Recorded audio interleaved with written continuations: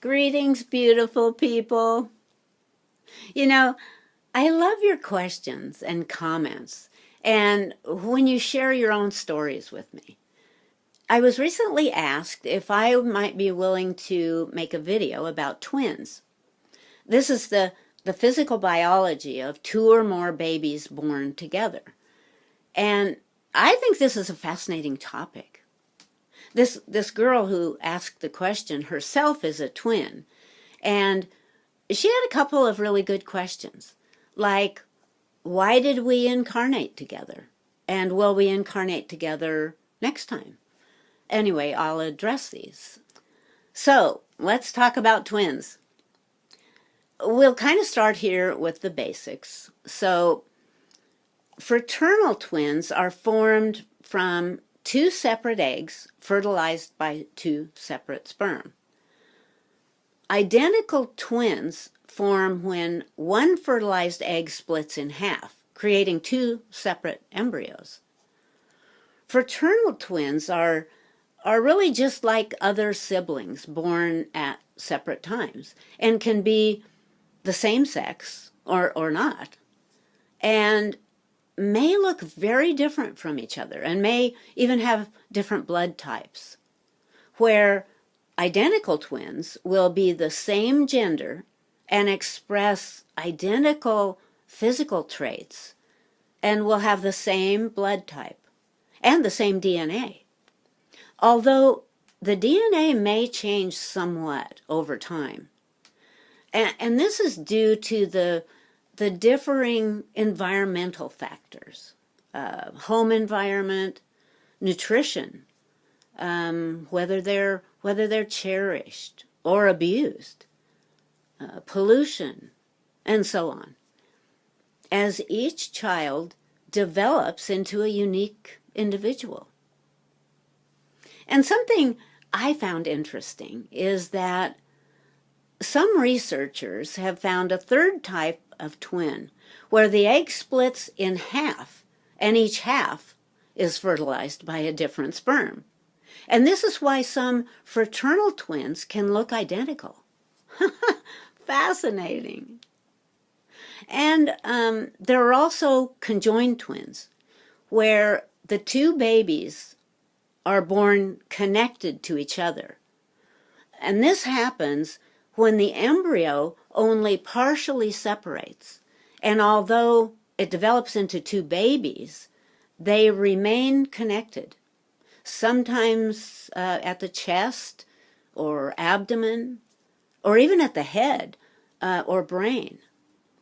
So they usually end up sharing internal organs, most often making the job of surgically separating them impossible. The survival rate of conjoined twins is less than 10%. And even if the surgery of separating the two is successful, only about 60% of those children survive. Yet there are those success stories we've all heard about. And speaking of twins, what about the woman who was discovered to be her own twin? With my background in biology, I find this sort of anomaly fascinating. The case where the woman was her own twin is a very rare condition called chimerism. The definition of a chimera is a phantom or an illusion. Well, you may have heard the word referred to as a monster, which is totally not fair, because in human biology, a chimera is simply a person with at least two genetically distinct types of cells. In this situation, cells that are meant to become twins. But where the two fertilized eggs fuse, each egg holding two distinct genetic codes that become one fetus, which carries two separate strands of DNA. The twin is invisible as a chimera, living microscopically inside the body as DNA. In the case of the woman who was her own twin, it existed in the DNA of her thyroid. Isn't that wild? Then there's even a more unusual condition where a person can live normally for many years, only to later discover they have a twin growing inside their body. Like the 17-year-old girl in India who found a lump in her stomach. And when the doctors performed surgery to remove the tumor, found it to be a mass that contained bones and hair and teeth. When the doctors removed it, the mass was about 2/3 the size of a full-term baby. It was her own twin growing inside her, which was the result of a rare condition called fetus in fetu. There have been numerous cases of this same condition, like the Colombian woman who gave birth to a baby who had in her abdomen the tiny, still growing body of her twin sister. The twin was removed, and the baby is now fine. But I should add here that these fetal masses that are extracted are not babies.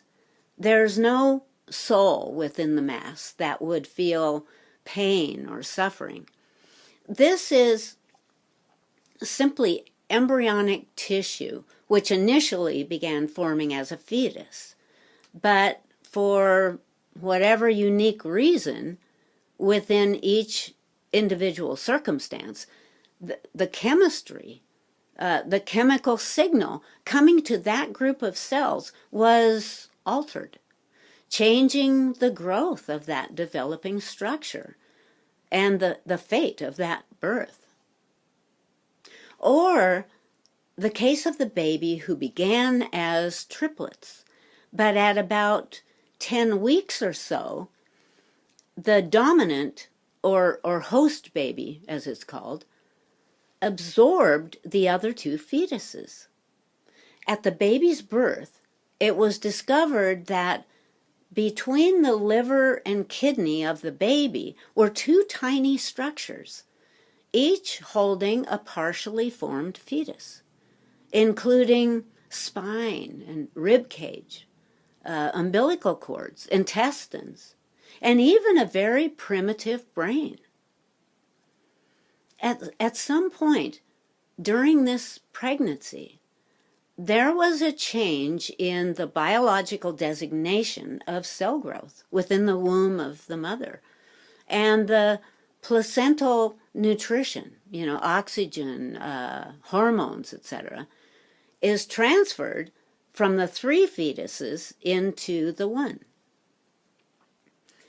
But as far as I'm concerned, the most amazing of all of these cases is of a 36-year-old farmer in India who was always teased because of his big belly.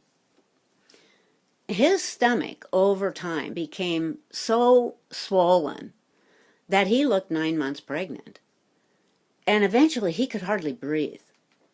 Finally, the doctor had to perform emergency surgery to remove what he thought was a very large tumor that was now pressing dangerously on his diaphragm. Well, when the surgeon cut into the man's stomach, gallons of fluid spilled out. It was almost like the man was giving birth. The surgeon was shocked to see that inside this man's stomach was a half-formed body that had hair and jaws and feet and even hands with long fingernails. This was another rare case of parasitic twins, where a fetus gets trapped inside its twin. The dominant fetus grows, and its twin continues to live and can even survive past birth by feeding off the host baby, like a parasite, until it grows large enough to begin to endanger the body of the host baby. And then it would usually need to be removed. Well, for this man, directly after the surgery, all of his pain and inability to breathe disappeared, and he immediately recovered. But what makes this case so bizarre is that this man had no idea he had a twin inside of him for, for 36 years. Okay, enough of the strange and unusual. Those, of course, are extremely rare representations of twins, but deserve to be in the discussion. So, back to the more conventional side of the twin conversation. As I said, the concept of twins is intriguing. My mother-in-law and her sister were fraternal twins, and as different as night and day, both girls, of course, but very different facial features and bodies, one with dark hair, one with light hair, one very domineering, one very submissive, one easygoing, and the other more, more uptight, and so on. Now, my grandmother was an identical twin, and her sister died shortly after the birth. So her mother decided to give the living baby both names, her own and her sister's. I thought that was a great idea. I once asked my grandmother how she felt about being an identical twin. And not surprisingly, she said, like a part of me is missing. And I really think that this missing part of herself may have entered into her deep spiritual yearning to fill an emptiness she couldn't seem to satisfy. Now, she felt that this constant craving was for God. And yeah, maybe so. But I just wondered, maybe some of that hollowness was her missing sister, with whom she had spent 9 months in the same womb. I am sure that the intensity of loneliness the surviving twin can feel must be overwhelming and difficult for others to understand. What makes this topic so interesting from a spiritual perspective is that in the case of identical twins, they are actually the same person, the same soul, two bodies within a single consciousness. And this is why they incarnated together, because it couldn't happen any other way, since they are one soul, one being, split in two for the purpose of an accelerated soul expansion. Two lives in one, so to speak. Identical twins will always have a strong connection to each other. And how intense this bond remains will depend a lot on life circumstances, like whether or how long they remain together. Because once the babies are born, they immediately start having their own unique experiences and will begin developing into two different people. However, even if these babies are separated at birth, they will most often retain the same tastes, even in hairstyles or fashion or clothes.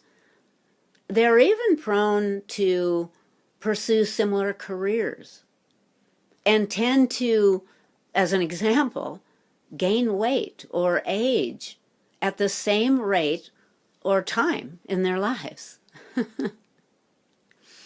Well, we could also here get a little deeper into the spiritual concept of twins and how much of the soul's desire to encounter this particular experience comes from the spirit side of life, and how the soul developed from within this sort of in-between space, teetering between the integration of what we call past lives and the lives between incarnations.